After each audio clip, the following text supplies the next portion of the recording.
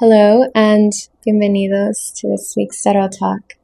I want to invite you to take a breath right now, to just take a moment to ground, place your hand over your heart or over your belly, maybe on your feet, give yourself like a little foot massage. Take this moment to just settle into your body and ground. This eclipse season has been gnarly, and we are going to talk about the final installment of this eclipse season, which is the Virgo new moon. It's happening at 29 degrees on Sunday the 21st. If you have prominent mutable placements, Sagittarius, Gemini, Pisces, Virgo, or if maybe your ascendant is one of those signs, you will feel this eclipse more acutely. But before we dive into talking about the eclipse, I want to take us a few days back, back to Friday the 19th, when Luna first entered Virgo. She's going to be making a series of aspects to a number of planets that will absolutely have their energies weave into the overall eclipse story. Also, on the 19th, Venus entered Virgo, which is her fall. And Venus in Virgo is in her fall because she is so critical of the details that she has a hard time relaxing. She's a bit high-strung. That isn't to say that all Venus and Virgo placements are like this, but it's likely that you have an eye for the fine-tuned details. And that's often what you need to make something beautiful and unique, but it takes a certain level of mastery, and Venus in Virgo has to really learn that. So I don't want to say that this is going to be super challenging for all Virgos in general, but it does play a hand in the energies of the eclipse. A mitigating factor here is that she will be in mutual reception with Mercury, and Mercury is the ruler of the eclipse. So when two planets have mutual reception, it is because they are each in each other's respective signs. And so Mercury is in Libra, Venus is in Virgo. They can help each other out. They can talk a little bit, especially Mercury here, since Mercury is in a little bit of a better position since it's not in its fall in Libra. And Mercury in an air sign in general is just going to do fairly better because it is naturally more inclined to that communicative aspect or that intellect aspect. So not the worst, not the best, but we are utilizing everything that we can. Luna is also going to make a square to Uranus and Gemini. This is important because this energy will still be absolutely active during the eclipse. And Uranus, king, queen of disruption, chaos, and the unexpected, what's loud, what is abrupt, what is just shocking. And when there's a square here between Virgo and Gemini, expect that the way in which we process information is disrupted by a sudden event in terms of communications that come from the external, maybe the market change or commerce, something to do with these environments that deal with high pace exchanging of data and ideas. The major disruption taking place here to the point where the details of our life become affected, or even just our capacity to discern what needs to stay and what needs to go, which Virgo is typically really good at assessing. On the 20th, Luna in Virgo will also oppose the North Node in Pisces and sextile Jupiter in Cancer. The sextile to Jupiter in Cancer, I think, brings a much needed softness or smoothness here because Jupiter in Cancer is very much that nurturing energy. It's going to help us stay grounded in what's important for us and what we value, especially in the midst of chaos or change or unpredictability. We might find a lot of reprieve in our home or just in our capacity to nourish ourselves and nourish others. And on the 21st, which is Sunday, that's when everything goes down. Firstly, the Sun in Virgo is going to oppose Saturn in Pisces. And then Luna joins the Sun. They're both opposing Saturn and Pisces. And Saturn and Pisces is systems and authorities and structures that have been acting on this level of control for a long period of time. This eclipse in an opposition to Saturn is pretty intense, with a square to Uranus, no less. And it's ruled by Mercury, which is in Libra. So expect tense illuminations on the shifting boundaries within systems and structures with authority. Disruptors are not going to be subtle. everything's going to be quite amplified. As we've already seen this eclipse season, take what happened in Nepal, for example. Though that was chaotic, quick, and intense, it's coming from a place where it's a social need at that point. It is necessary for the well-being of the people in Nepal and the future of that country. And so it can take on a shape like that. It can also take on just sudden overthrowing of old ways of doing something, old systems. Ultimately, the foundations are shifting as the collective continues to have conversations on what isn't working anymore and what's needed and what's necessary. And of course, I'm going to speak on this from a very collective level, but on a personal level, you can probably expect that on your Virgo and Pisces aspect, you might experience a bit of tension, a bit of resistance from an external authority figure, and your desire for control and for understanding the details and for being clear on what it is that needs to happen next.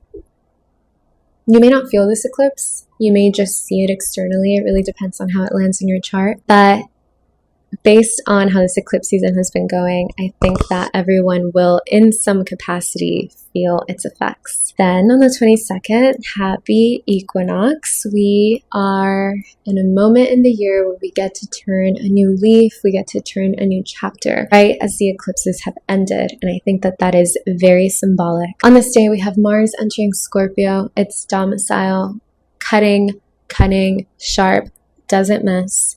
Mars in Scorpio is going after what it wants with a level of precision that's creepy almost, but necessary.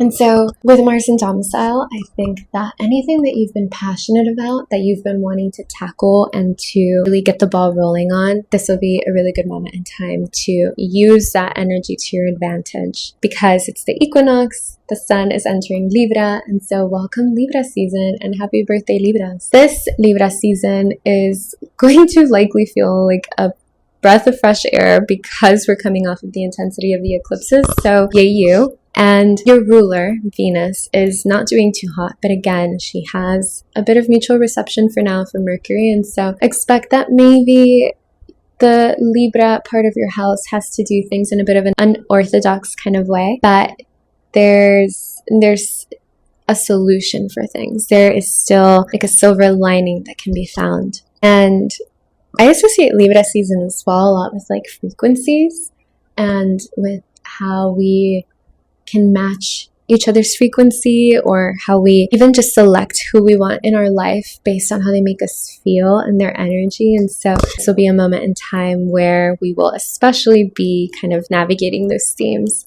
namely because on the 23rd we have the Sun in Libra opposing Neptune in Aries, making a trine to Uranus in Gemini.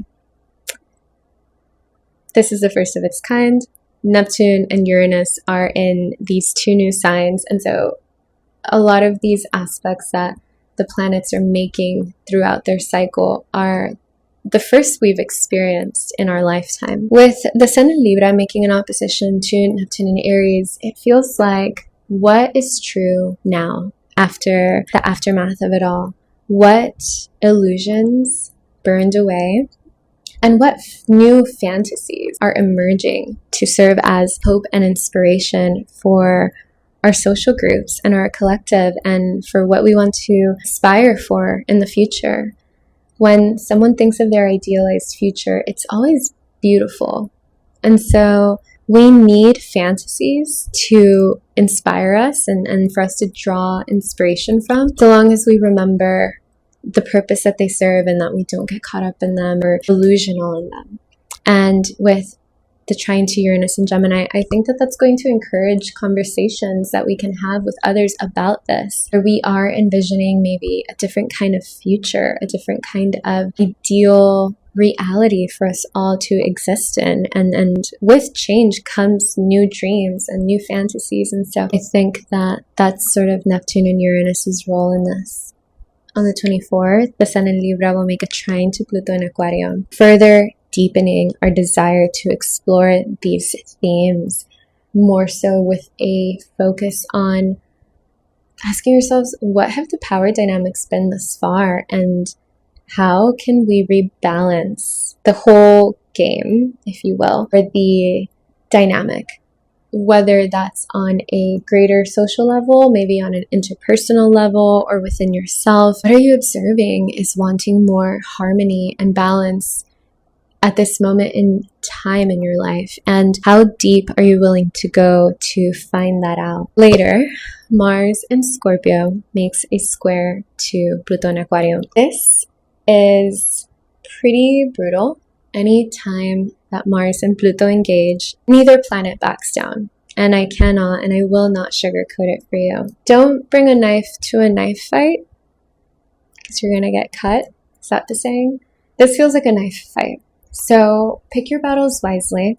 This is probably going to be a day where something pretty intense comes forward, and it can feel like an undercut, honestly, like unexpected even. So I'm not saying that this is going to happen directly to you. It could happen on an external level, but I do think it's worth it to say, take care of yourself on this day. Don't take unnecessary risks, because a square between Mars and Pluto is undoubtedly a significator for some level of violence or accidents or tragedy. And again, this might just be something you witness on the collective level or externally, but it doesn't hurt to just be really in tune with yourself and take it easy, not just on this day, but this whole week. We are still coming off of the eclipses, and I'm a huge proponent for checking in with yourself, checking in with your body, and being as connected to what your needs are in that moment as possible, because it's what's going to help you feel the most resourced in times of change and upheaval and revolution, which is absolutely necessary. And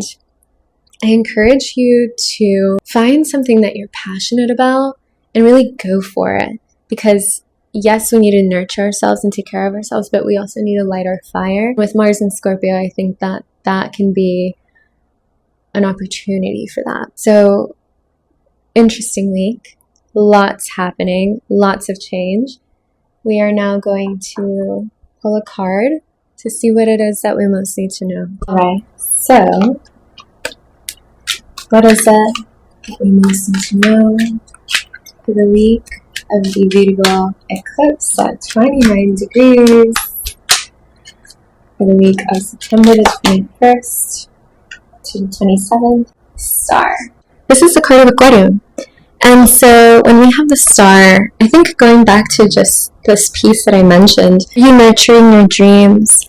Sometimes when things are really hard and dark or bleak, remembering what it is that we dream about can really keep us going. Having that source of hope is so important when things feel intense or dark or challenging. Nurture your dreams, nurture your ability as well to recognize the light that you are. Don't underestimate the power that you hold in your social networks or in social dynamics. Everyone is playing a role. And if maybe you have been doubting your light or doubting your essence, there's no better time to reconnect with that than when things are dark, because it's necessary. And sometimes in you just being more connected to your own light, it inspires others to remember that they can be in that place also. I think that this is an encouraging card. I think this card is absolutely wanting to find that Virgo Pisces balance, that give and take, right? As she pours water both into the pond and onto the earth. The universe is shifting things. And maybe that's a symbol for the eclipse. This universal being, Allah, God, if you will, pouring new waters onto the soil and into the pond or the lake, and going from there and welcoming in this change and saying, okay, who am I now that this change has happened or occurred in the world or in my life and myself? And does this change anything about my wants for the future or what I feel like my calling is? The star is always a symbol for hope and for connection to the divine and our dreams when we really need it in a week such as this. I'm not saying it's going to be like the most horrible week in the world. Please don't interpret it this way, but I'd rather be genuine and honest about the fact that it's not the loveliest and fairest of energies ever, than to say like, yeah, so it's going to be like super easy and breezy and it's going to go super good. If it does for you, I am so happy. But if it doesn't, you're not alone. And a lot of people are in this with you, myself included. And so with that, I hope you have a really beautiful week. I hope that you take care of yourself. I'm sending you so much clarity and peace and calm and magic. And I will see you for the next episode of Starot Talk next week. Hasta luego.